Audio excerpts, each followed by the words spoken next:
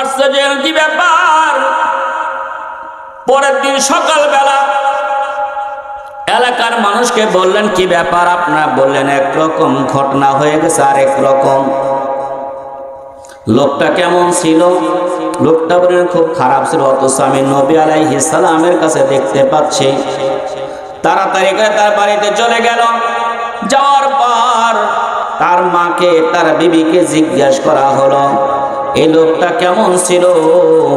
ইনি সকলে বললেন লোকটা যদিও দেখতে খারাপ, কিন্তু সারা রাত্রে আল্লাহর দরবারে কান্নাকাটি করতেন, ও আল্লাহ জীবনে যত গুনাহ করেছি তুমি মাফ করে দাও। এই বলে রাত্রিতে কান্নাকাটি করতেন, প্রত্যহ দিনের গুনার জন্য আল্লাহর দরবারে তওবা করতেন। আল্লাহ রাব্বুল আলামিন এই তওবা কবুল করে বান্দার জন্য জান্নাতের ব্যবস্থা করে দিয়েছেন। ওরে আল্লাহর বান্দা, আমরা দুনিয়ায় কি করি? আমরা দুনিয়ার মধ্যে কত কামাই করা চিন্তা করি, হালাল হারামে তোয়াক্কা করি না। অথচ সাহাবায়ে কেরাম জমিনের মধ্যে যারা ছিলেন, ভালো মানুষ যারা ছিলেন, তারা দুনিয়া চায় নাই, তারা আখিরাত বেছে নিয়েছে। আল্লাহ আল্লাহ তো মেরা মাবুদ হায়, আল্লাহ আল্লাহ তো মেরা মাশূক হায়। নুমি গোয়াম কে আজ দুনিয়া জুদাবার, বাহার হালে কে বাসি বা খুদাবাস। আজকে আমরা দুনিয়ার কষ্ট সহ্য করতে পারি না, অথচ সাহাবায়ে কেরাম, খলিফাতুল মুসলিমিন হযরত ওমর, এই তো ঈদ চলে গেল, ঈদের ৩-৪ দিন আগে তার বিবি ডাক দেয়া বলে, ও খলিফাতুল মুসলিমিন, আমাদের জন্য যদি ঈদের বাজার না করেন তেমন কোনো সমস্যা নাই, কিন্তু আমাদের সন্তান আব্দুল্লাহর জন্য একটা কাপড় বানানো দরকার।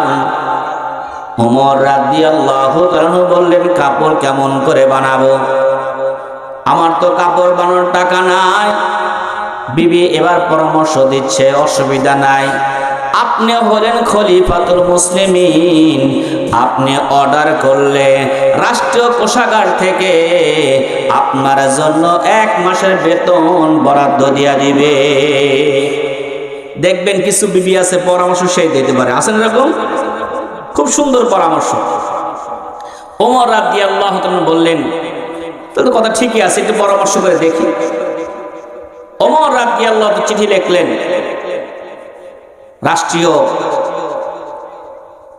কোষাগারে, যিনি দায়িত্বে আছেন হযরতে আবু উবাইদা বিন জাররাহ রাদিয়াল্লাহু তাআলা। চিঠি লিখলেন 1 মাসের বেতন অগ্রিম দেওয়ার জন্য।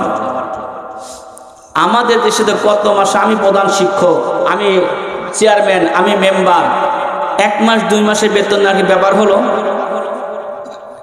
না, তো চাকরি তো থাকবে না, কি বলেন?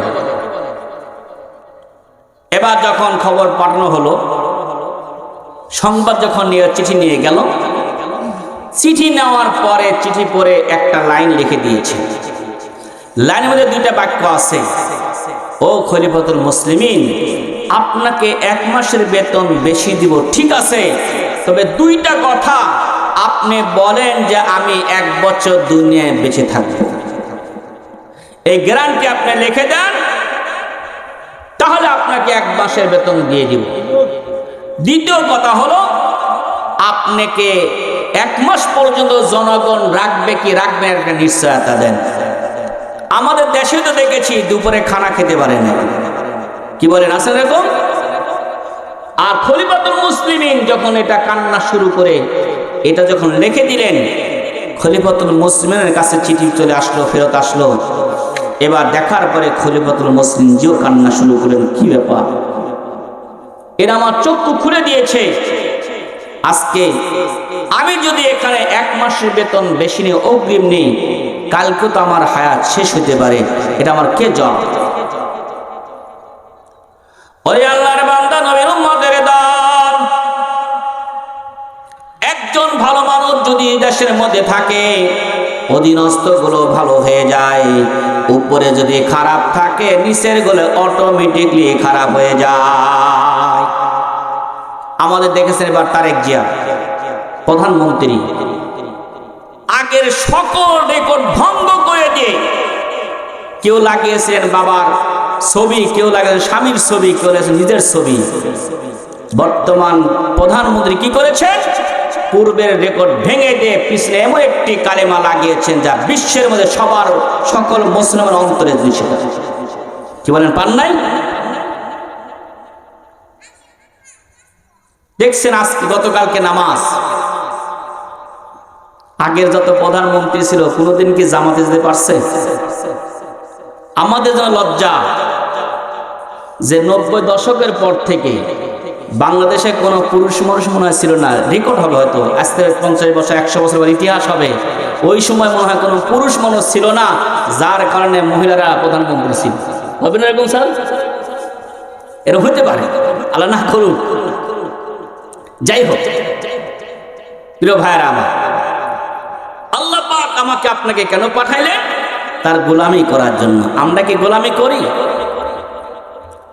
এখন আসেন, মাহে রমজান দিয়েছিলেন, মাহে রমজান আমাদেরকে ভালো বানানোর জন্য কতটুকু ভালো হয়েছে কথা কিন্তু শেষ হয় নাই, সামনে চলতে থাকবে। 6 মাস পর্যন্ত আমি দোয়া করব, হে আল্লাহ আমার পূর্বে রোজা, নামাজ, কোরআন তেলাওয়াত, জিকির আজকার, তাসবিহ তাহলিল, নামাজ, কালাম, কেরাত, কিয়াম যা হয়েছে সবগুলো তুমি কবুল ও মঞ্জুর করে দাও। 6 মাস পরে দোয়া করব, আল্লাহ আল্লাহুম্মা বারিক লানা ফি রজব ওয়া শাবান ওয়া বাল্লিগনা রমাজান। 6 মাস পরে দোয়া হবে, হে আল্লাহ আমাকে যেহেতু হায়াত দিয়েছো 6 মাস পর্যন্ত বেঁচে আছি, সামনের 6 মাস হায়াত দাও, আমি যাতে করে আরেকটি রমজান পেয়ে যাই। ওরে আল্লাহর বান্দা, নবীর উম্মতের দল, এইভাবে যখন কোন বান্দা বান্দি দোয়া করবে আল্লাহ রাব্বুল আলামিন তাকে এই দুনিয়ায় থাকতে জান্নাত দেখায় দুনিয়াতে বিদায় নিয়ে নেবে। হযরতে ফুজাইল ইবনে ইয়াজ রাহমাতুল্লাহি আলাইহি, আল্লাহ পাক অত্যন্ত বড় একজন বুজুর্গ, তার জীবনী ঘাটলে আপনি দেখবেন উনি প্রথমে বুজুর্গ ছিলেন না, একমাত্র নবী আলাইহিস সালামের সুন্নতকে সম্মান দেখানোর কারণে বিশ্ববিখ্যাত একজন ডাকাত আল্লাহর ওলিতে পরিবর্তন হয়ে গেছে। হযরত ফুজাইল রাহমাতুল্লাহি আলাইহি ইনি ছিলেন ডাকাত একজন সরদার। একদিন এক লোক সে এলাকায় যাইতেছিল, প্রসিদ্ধ ডাকাত ফুজাইল ইবনে ইয়াজ। সবাই জানে এলাকার ডাকাতের এলাকা, সুতরাং ওই এলাকায় সন্ধ্যার পরে কোনো মানুষ যায় না। হঠাৎ করে একজন মানুষ, আস্তে আস্তে দেরি হয়ে গেছে, ওই এলাকায় আসার পরে সন্ধ্যা ঘনিয়ে আসলো, কোথায় যাবে? আসল রাস্তা বাদ দিয়ে জঙ্গলের রাস্তা দিয়ে আস্তে আস্তে রওনা দিয়েছে। এবার জঙ্গলের মাঝখানে যখন গেলেন দেখতে পেলেন একজন মানুষ মাথায় পাগড়ি বেঁধে, মাথার পাগড়ি বেঁধে জুব্বা গায়ে দিয়ে সুন্দর করে যায় নামাজ পড়ে, নামাজে লিপ্ত আছে। এই আল্লাহর বান্দা চিন্তা করলেন এত গভীর রাত্রে জঙ্গলে একা একা কেমন করে যাব? যেহেতু একজন আল্লাহওয়ালা মানুষ পেয়ে গেছি, এই জন্য ইনার কাছে নামাজে দাঁড়িয়ে যায় যাতে করে আমার রাত্রি কেটে যায়। কিন্তু সঙ্গে কিছু স্বর্ণ মুদ্রা, টাকা পয়সা ছিল, এই টাকাগুলো কি করবে? উনি চিন্তা করলেন আমি যেহেতু অনেক দূরের মানুষ, আমাকে কোনো ডাকাত দেখলে বুঝবে অনেক দূরের মানুষ, আমার কাছে ছিনতাই করে নিয়ে নিবে।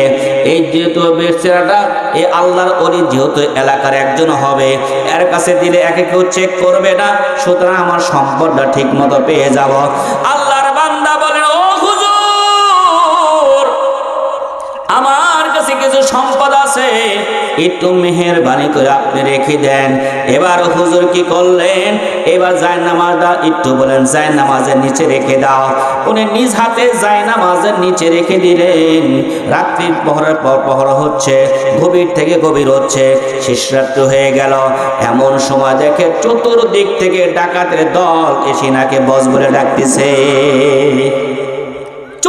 থেকে ডাকাতের দল আসতেছে। ওনার তো টেনশন, কি ব্যাপার, কার কাছে কি করলাম। সবার বস কি ব্যাপার, অমুক গ্রামে গিয়েছিলাম, অমুক ডাকাতি করেছে, চিন্তাই করেছে, একজনকে হত্যা করেছি, এই যে সম্পদ নিয়ে এসেছি। আর বস এই দেখেন কত সম্পদ নিয়ে আসছে, কি করেছ? ওই গ্রামে আক্রমণ চালিয়েছিলাম, কেউ বাধা দেওয়ার সাহস পাই নাই, যারা আপনার লোক আমরা। এবার একজন এক এক গান করে শোনাচ্ছে, একজন এক এক ঘটনা শোনাইতেছে। এ চিন্তা করে আল্লাহ আমি কার কাছে জমা দিলাম। এখন তো জীবন বাঁচানোর ব্যাপার হয়ে গেছে। উনি আস্তে আস্তে চলে যাচ্ছে যে আমি কমসে কম জীবনটা বাঁচায় যাই। কিন্তু একটা কথা আছে, সম্পদের মায়া কোথায়, টাকার মায়া কোথায়? কলিজার কাছে। যাচ্ছে, আবার চিন্তা করছে এতগুলো টাকা বলে দেখি দেয় কিনা। ফিরে আসলেন, আসার পরে বললেন, ভাইজান আমার যে কিছু টাকা আছে। উনি উত্তর দিলেন, আমি কি তোমার টাকা ধরেছি? তুমি যেখানে রাখছে সেখান থেকে নিয়ে যাও। ডাকাতের ছোট ছোট লিডাররা, উনি তো বিগ বস, ছোট বস আছে আরো, ছোট বসেরা বলতে, ছোট লিডাররা বলতেছে, কি ব্যাপার স্যার, এই লোক কি আপনার কোনো আত্মীয় হয় নাকি? না। আপনার পূর্বের পরিচিত কোনো বন্ধু? না। এর সাথে কোনো আত্মীয়তার সম্পর্ক আছে? না। তাহলে ইনি আপনার কাছে সম্পদ রাখলো, যে টাকার জন্য কত মানুষ হত্যা করি, কত সন্তানকে বাবার ভিতরে বিচ্ছিন্ন করে দিই, অথচ নিজে স্বেচ্ছায় এনে আপনার কাছে রাখলো।